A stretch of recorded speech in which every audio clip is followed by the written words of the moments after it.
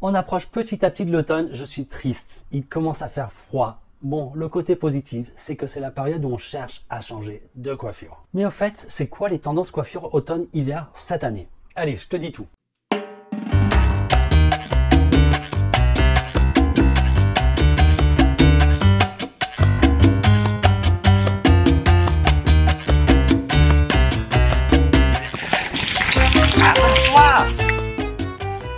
Bonjour les irrésistibles, si tu es nouveau ici, ou pas d'ailleurs, abonne-toi tout de suite car je vais t'aider à découvrir les coiffures idéales qui est faite pour toi et surtout en fonction des tendances automne-hiver 2021. C'est la rentrée, remarque, je crois que pour les parents c'est pas une si mauvaise nouvelle que ça au final. Ok, je sais, ce n'est pas agréable tout ça, alors parlons des choses plus positives. On va pouvoir recommencer les raclettes, les fondus, les tartiflettes, puis après il y a Noël qui arrive, et surtout l'automne, et les périodes où on a envie de changement de coupe et de couleur. Et justement, pour vous redonner le moral, mais toujours la même question, je fais quoi et c'est quoi les tendances cet automne-hiver? Rassure-toi, je vais tout te dire. Comme d'habitude, la première chose à faire est de connaître la forme de ton visage en regardant la vidéo ici. C'est vraiment la base, sans ça, ça ne sert à rien de faire une coiffure au final qui risque de ne pas te plaire car elle ne sera pas adaptée. Ok, tu connais la forme de ton visage, allons-y.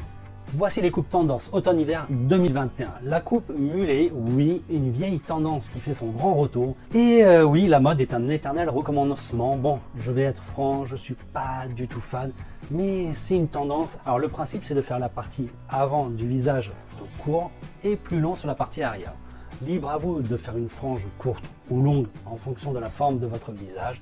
Et pareil pour les côtés, voici des exemples de stars qui l'ont fait. Le wolf cut, qui n'est pas sans rappeler la tendance shag. On parle de wolf, traduction loup, donc plutôt crinière. Donc ça part un peu dans tous les sens, mais évidemment ça doit être contrôlé et maîtrisé avec des produits coiffants. Voici quelques exemples.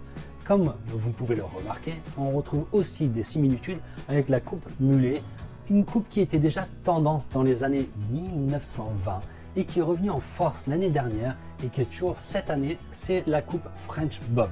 Si vous avez vu la vidéo sur les coupes qui font craquer les mecs, avec cette nuque qui est plutôt dégagée, alors vous avez compris pourquoi j'en suis plutôt fan. Il s'agit d'une coupe qui est plutôt courte avec un carré et si on respecte la vraie tendance, idéalement il faut une frange plutôt épaisse. Bon, maintenant, si vous tapez French Bob sur Google, vous allez voir qu'il y a de tout et de rien. Et au final, vous allez penser qu'il s'agit juste d'un carré.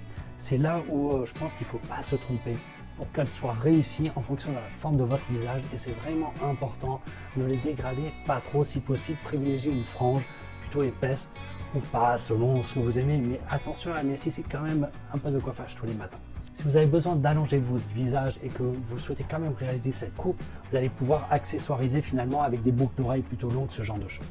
Un dernier conseil, profitez de cette coupe pour vous acheter quelques jolis hauts plutôt habillés et ça passera de manière nickel. Les coupes asymétriques reviennent aussi cet automne, mais attention de trouver un bon coiffeur pour ça et surtout bien prendre le temps de vous coiffer parce que sinon c'est pas génial.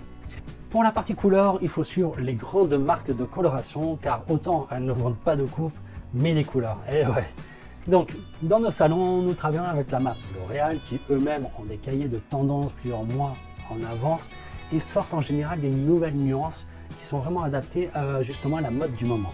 Donc c'est très pratique pour nous, mais ça n'empêche pas de regarder ce que proposent les autres grandes marques et voici des exemples. Schwarzkopf Professional propose des nuances plutôt cuivrées. L'Oréal propose le French balayage. En quelques mots, c'est une technique de balayage parfainement fondu, sans reflet chaud et une brillance ultra glossy avec pour objectif bien entendu d'éviter les effets racines.